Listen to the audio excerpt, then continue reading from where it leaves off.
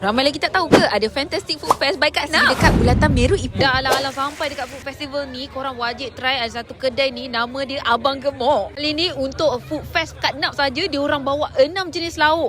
Jarang-jarang, selalunya 3-4 jenis je tau. Menu terbaru dia orang sambal paru belado. Ada 3 jenis sambal, sambal biasa, sambal hijau dengan sambal berapi. Harga dia pula starting dengan RM12 ke RM15. Kalau korang nak add on lauk boleh, ataupun benda-benda lain pun korang boleh request. Lepas tu sini Mr. Yogurt, betul-betul depan dia ni Abang Gemuk. Kalau korang tengok kat sini, jangan terkejut tau kenapa ramai sangat orang beratur. Paru belado. Okay, aku try dulu Bismillah. Paru dia rasa paru. Sambal dia manis-manis manja. Pedas dia menyengat. Dia lambat sampai. Yang penting dia hadir. Besar-besar bas. Oh, yes.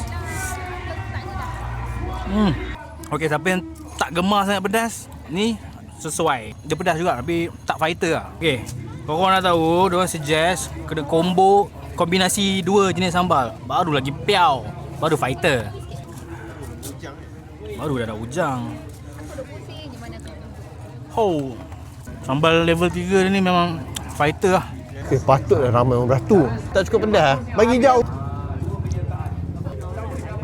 Dia ada boleh gigit. Dia tak lembut sangat. Korma tak beli. Korma ceroy.